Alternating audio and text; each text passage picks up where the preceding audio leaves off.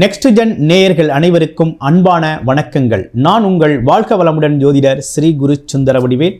October மாத பலாபலன்கள் எப்படி இருக்குது இந்த 2025 ஒவ்வொரு ராசியும் என்ன செய்யலாம், என்ன செய்யக்கூடாது, என்ன விதமான வழிபாடுகள் செய்யணும், நட்சத்திர பலன்கள்லாம் எப்படி இருக்குது, வேலை தொழில் அமைப்புகள் எப்படி இருக்கும், அது மட்டும் இல்லாமல் குடும்ப வாழ்க்கை எப்படி இருக்கும், படிப்பு குழந்தைகளோட படிப்புகள் எப்படி இருக்க போகுது, அது மட்டும் இல்லை வெளிநாடு வெளியூர் பயணங்கள் சார்ந்த விஷயங்கள் எவ்வளவு ஆதாயமாக இருக்கும், இது இந்த காலகட்டங்கள் அனைத்துக்கும் சரியான காலகட்டமாக இல்லையா அப்படிங்கிற முழு விஷயமும் இந்த வீடியோ மூலமாக நீங்கள் ஒவ்வொரு ராசியும் தெரிஞ்சுக்க போகிறீங்க.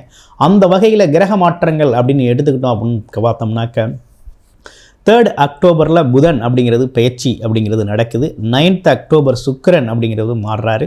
செவ்வாய் பகவான் 27th அக்டோபர் மாறுறார். அடுத்து சூரியன் அப்படிங்கிறது 17th அக்டோபர் அப்படிங்கிறது சேஞ்ச் ஆகிறார். அடுத்து பாருங்கள், குரு அதிசார குரு பெயர்ச்சி அப்படிங்கிறது பெற்று உச்சம் பலத்தில் இருக்கக்கூடிய குரு 19th அக்டோபரில் கடகராசியில் அமர்ந்து பார்வை பலன்களை செலுத்த இருக்கிறார்.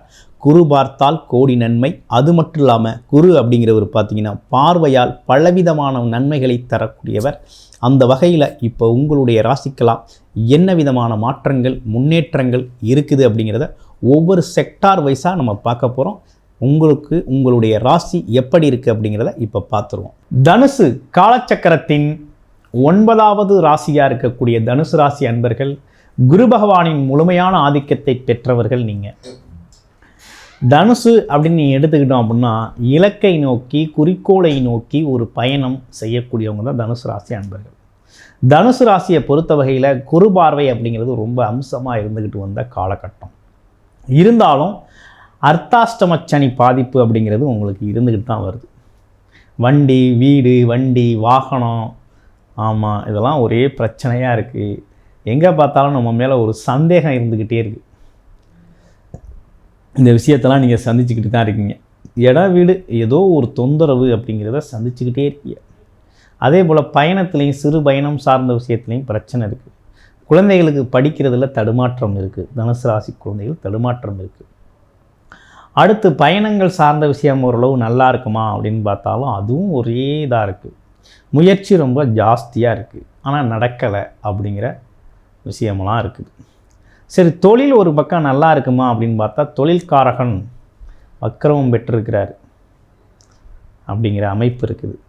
அப்போ இந்த காலகட்டத்தை எப்படி அணுகிறது, தனுசு ராசி எப்படி சரி செய்கிறது, முன்னேற்றம் எப்படி இருக்குது அப்படிங்கிறத பார்க்க போகிறோம்.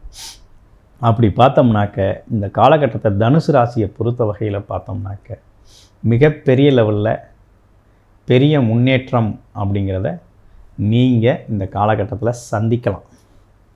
என்ன காரணம் அப்படின்னு பார்க்கையில் குரு பகவான் அதிசாரம் பெற்று 8ஆம் இடத்துக்கு பெயர்ச்சி ஆகிறார்.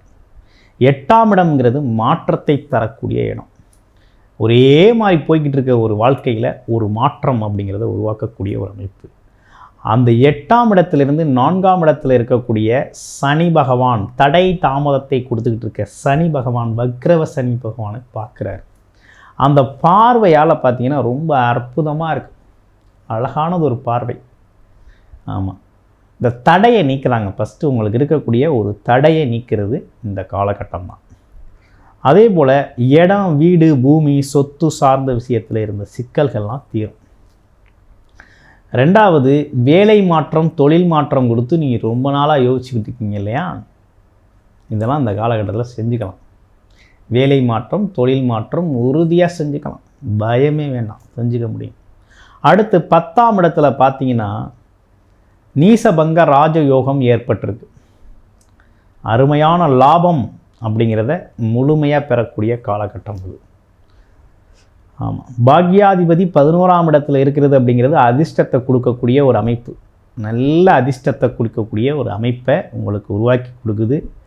நீசபங்க ராஜயோகம் வேறு 10ல் ஏற்பட்டிருக்கு, 10-11.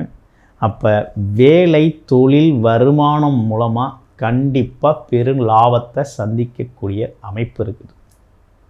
வேலை கிடைக்கலையா, வேலை கிடைக்கும். அதே போல் பார்த்தீங்கன்னா தொழில் அமைப்பு ரொம்ப அற்புதமான லாபத்தை கொடுக்க போகுது. தொழில் முன்னேற்றம் ரொம்ப சிறப்பாக இருக்க போகுது. அதே போல் பார்த்தீங்கன்னா ப்ரொமோஷன் அதுக்காக வெயிட் பண்ணிக்கிட்டு இருக்கேன், கிடைக்குமா கிடைக்காதா அப்படின்னா கண்டிப்பாக உறுதியாக கிடைக்குது. படிப்பு அற்புதமாக இருக்குது, படிப்பு கல்வி குழந்தைங்களுக்கு. ஆமாம், வெளிநாடு யோகம் அட்டகாசமாக இருக்குது. தாராளமாக அந்த காலகட்டத்தை இடமாற்றத்துக்கு அருமையாக இருக்குது. வெளிநாடு வெளியூரில் தான் போய் ஒரு பிஸ்னஸ் பண்ணணும், தொழில் பண்ணணும், வேலைக்கு போகணும்னா இந்த காலகட்டம் ரைட் டைம். உங்களுடைய பிறப்பு ஜாதகத்தை பாருங்கள், பிறப்பு ஜாதகத்தின் தெசாபுத்தி எப்படி இருக்குன்னு பாருங்கள். பார்த்துக்கிட்டு முடிவெடுத்துக்கிட்டு இந்த காலகட்டத்தை சிறப்பாக பயன்படுத்துங்க. நல்ல காலகட்டம் இது. ஏன்னா இந்த கேதுவின் பிடியில் இருக்கிற வரையும் சுக்கிர பகவான் இருந்தார், சூரியனும் இருந்தார். இந்த காலகட்டம்லாம் உங்களுக்கு ஒரு சங்கடத்தை கொடுத்துருச்சு. ஆனால் இப்போ இருக்க காலகட்டம் உங்களுக்கு நல்ல ஒரு மாற்றத்தை கொடுக்குது, முன்னேற்றத்தை கொடுக்குது, செல்வாக்கை கொடுக்கக்கூடிய காலகட்டம் அது. அவங்களுடைய பிறப்பு ஜாதகத்தின் திசாபுத்தி நிலை எப்படி இருக்குது, அதோட அமைப்பு என்ன சொல்லுது அப்படிங்கிறத பார்த்துக்கிட்டு இந்த கோச்சார நிலையில் இருக்கக்கூடிய நல்ல பலனை எடுத்துக்கங்க. ஏன்னு கேட்டிங்கன்னா உங்களுக்கு 8ஆம் இடத்துல குரு பகவான் அதிசாரம் பெற்று பார்த்திங்கன்னா நல்ல வேலையை தான் செய்கிறார், நல்ல மாற்றத்தை தான் கொடுக்குறார். அதே போல் நீசபங்க ராஜயோகம் ஏற்பட்டிருக்கிறதுனால குடும்பம் மற்றும் வேலை தொழில் அமைப்புகள் எல்லாமே பார்த்திங்கன்னா நல்லதொரு மாற்றம் முன்னேற்றம் அப்படிங்கிறது உருவாக்கிட்டு இருக்கு. உங்களுடைய பிறப்பு ஜாதகம் தொடர்பான பர்சனல் கன்சல்டேஷன் வேணும்னு நினச்சிங்கன்னா டிஸ்பிளேயில் தர நம்பருக்கு கால் பண்ணி அப்பாயின்மெண்ட் ஃபிக்ஸ் பண்ணிக்கிட்டு நீங்கள் பார்த்துக்கலாம். நன்றி, வணக்கம், வாழ்த்துக்கள்.